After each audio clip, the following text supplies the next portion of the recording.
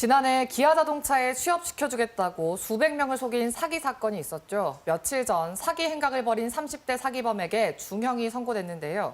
오늘 사건과 법, 잊을만 하면 터지는 기아차 취업 사기에 대해 이종환 변호사와 자세한 이야기 나눠보겠습니다. 네, 피해 금액만 무려 135억 원에 피해자도 600명이 넘습니다. 먼저 어떤 사건인지 짚고 넘어가죠. 네, 이번 사건은 30대 한 남성이 2019년 2월부터 작년 8월까지 피해자 616명에게 기아차에 취업을 시켜주겠다라고 하면서 총 135억 원을 가로챈 사건입니다. 네. 범인은 자신이 기아차 협력업체를 다니다가 기아차에 정규직으로 채용된 것처럼 피해자들에게 접근했습니다. 그리고 주 52시간제로 기아차 근로자가 부족해서 협력업체에서 채용 중이다. 일정 사례금을 주면 협력업체 사장을 통해서 정규직으로 전환시켜주겠다라는 제안을 했습니다. 그렇게 속은 피해자들로부터 적게는 2천만 원, 많게는 5천만 원을 받았다고 합니다. 이게 규모로만 보면 정말 어마어마한 역대급 사기 사건이잖아요. 이런 일이 어떻게 가능했던 건가요? 이렇게까지 피해가 커진 데 몇 가지 이유가 있었던 것 같습니다. 우선 범인의 수법이 매우 치밀했는데요. 네. 로고가 박힌 점퍼를 입고 다니기도 했고요. 사람들에게 협력업체 사장이라는 사람을 직접 보여주기도 했습니다.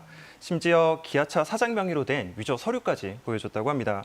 무엇보다도 이번 사건은 교회를 중심으로 일어난 사건인데요. 범인과 알고 지내던 A 목사와 지인 등이 연루가 되어 있습니다. 통상 목사가 그 교회에서 갖는 영향력이 상당하잖아요. 그렇죠. 예, 이렇게 목사가 직접 취업을 알선하다 보니까 교인들은 이를 신뢰할 수밖에 없었던 것입니다. 결국에 이제 이 사기 행각이 들통이 나서 사기범에 대한 재판이 열렸잖아요. 법원의 판단은 어땠습니까? 네, 범인은 1년 6개월 동안 기아차 내부 사정이 생겼다. 아니면 코로나19로 합격자 발표가 미뤄졌다는 등의 핑계를 댔다고 합니다. 네. 결국 피해자들의 신고로 범행이 드러났는데요. 수사를 해보니까 범인은 기아 자동차에 근무한 적도 없고 아무런 관련이 없는 사람이었다고 합니다. 네. 그렇다 보니 범인 역시 자신의 사기 범행을 부인하기 좀 어려운 상황이었던 걸로 보이고요. 법원은 장기간 적극적인 기망행위를 통해 많은 사람에게 많은 피해를 준 점, 이 점 죄책이 아주 무겁다고 판단해서 징역 15년의 실형을 선고했습니다. 15년이면 상당히 중형이잖아요. 보통 사기범죄 형량이 어떻게 되나요? 통상 사기죄 같은 경우는 피해 금액 1억당 징역 1년이라고 계산을 하시면 되는데 이렇게 이 사건처럼 몇십억 단위로 피해 금액이 커지는 경우에는 네. 10억당 1년으로 계산하기도 합니다. 또 여기 고려할 점이 사기 피해자들 역시 부당한 대가를 바란 측면이 있다면 조금 더 형이 약해지는 측면도 있습니다. 네. 최근에 암호화폐 투자 사기로 피해 금액이 무려 150억 원에 달하는 사건이 있었는데요. 법원은 피해자들도 이례적인 이득을 바란 점이 있다라고 보아서 최근 징역 9년을 선고한 사례가 있습니다. 이번 징역 15년이라는 결과는 피해자분들께서 보셨을 때는 좀 다소 약한 것이 아닌가 이렇게 생각하실 수도 있을 것 같기는 한데 다른 판례들하고 비교해 봤을 때는 어느 정도 법원이 고심한 사례가 아닌가 저는 개인적으로 그렇게 생각합니다. 네, 근데 앞서 언급해 주신 것처럼 이번 사건이 교회를 중심으로 해서 일어난 사건이잖아요. 그럼 취업을 좀 알선해주고 그 대가를 받은 A 목사에 대한 재판은 어떻게 진행 중인지 궁금하거든요. 네, 아까 말씀드렸던 A 목사와 그 지인에 대한 재판은 현재 진행 중에 있습니다. 범인에게 피해자들을 소개시켜준 데 지대한 역할을 했고요. 네. 그리고 일부 대가도 취득했다. 이런 이유 때문인데요.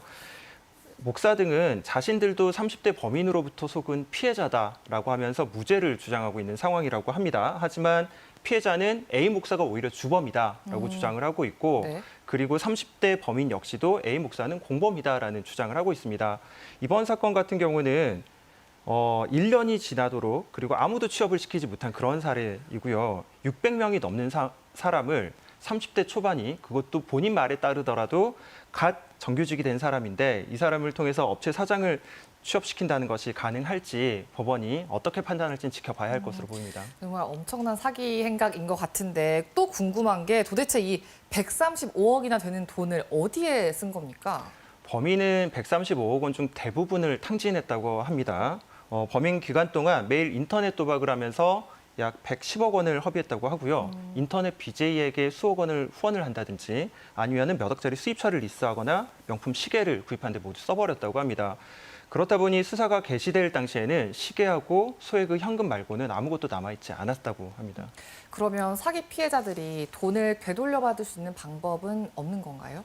안타깝지만 현재로서는 사기 피해자들이 돈을 돌려받기는 쉽지 않은 상황으로 보입니다. 물론 민사소송을 할 수도 있고요. 형사 절차에서 배상명령 신청을 할 수도 있습니다. 하지만 현실적으로 범인에게 실제 본인 명의의 재산이 있어야지 집행을 할 수 있고 그래야지 그 완전한 만족을 구할 수가 있기 때문에 아마 조금 어렵지 않을까 생각됩니다.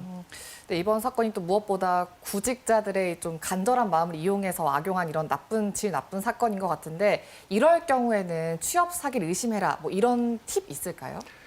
이런 취업 사기가 사실 이번이 처음이 아닙니다. 특히나 광주 기아차 취업 사기 같은 경우는 몇 년에 한 번씩 그것도 아주 큰 규모로 반복되고 있는 측면이 있습니다.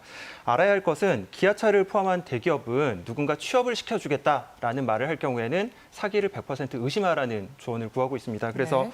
우리 사회가 점점 불법이 통하지 않는 사회로 지금 바뀌고 있고요. 만약에 이런 불법이 통했다 하더라도 언젠간 반드시 문제가 된다는 점을 명심하셨으면 좋겠습니다.